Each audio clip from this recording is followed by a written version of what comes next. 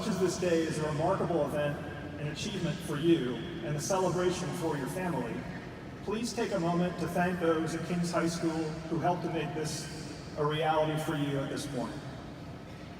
Today, I appreciate even more how much they invested in making my experience here something that would help me get through the next 29 years, and hopefully beyond. I've reflected many times on what Coach Downer and Coach Hudkins did to turn the soccer and tennis programs around here, and I was very proud to be an early and small part of it. Ms. Munson, Ms. Smith, Mr. Mora, and many, many others helped me develop my math and writing skills and develop a love for history. I'm leaving a lot out here, but the full list is long. For some brief background on those last 29 years, I graduated from King's, I graduated from West Point, served as an officer in the Army, went to business school at Stanford, spent time on Wall Street, joined Silicon Valley companies, Hewlett-Packard, Twitter, and now Pinterest as the chief financial officer. And as mentioned, I married a King's High School graduate along the way, Pamela Mooney, class of '89.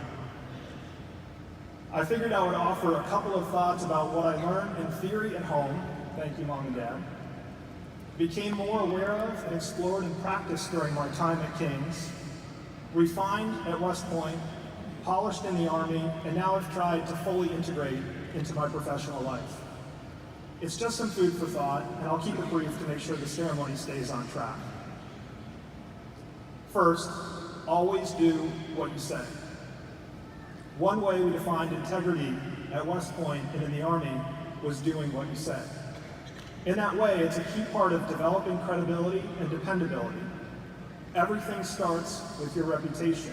You build it slowly over time, but can destroy it immediately by not living up to your word.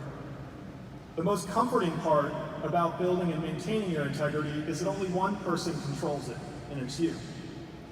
No one else can take it away from you, just you. As hard as it is to build credibility and trust with people around you over time, it's worth it. Integrity is just in short supply in the world, and sometimes it goes unnoticed. You often need to do the right thing even when no one is looking, but it will be rewarded over the long term.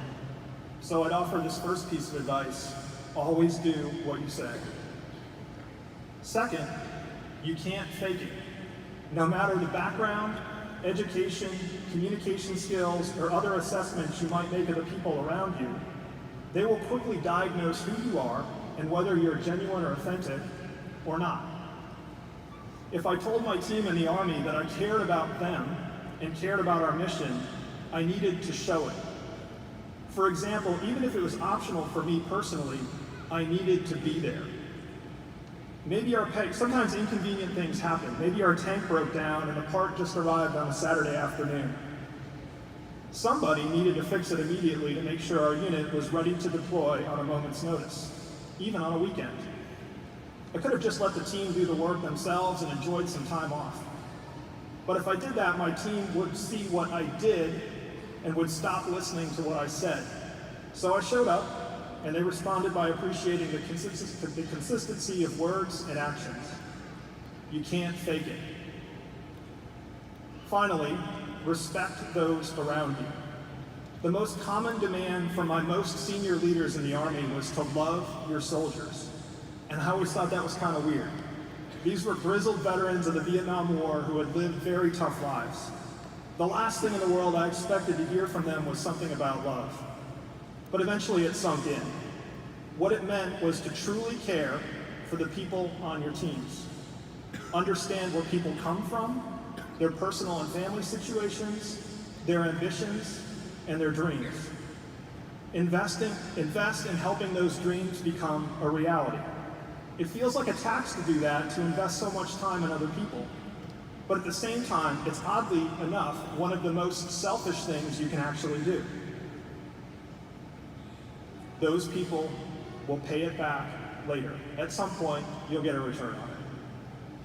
I was asked recently about career advice that I would give to my 20-year-old self. And I made exactly this point. The world is small, and people remember who you are and what you're about.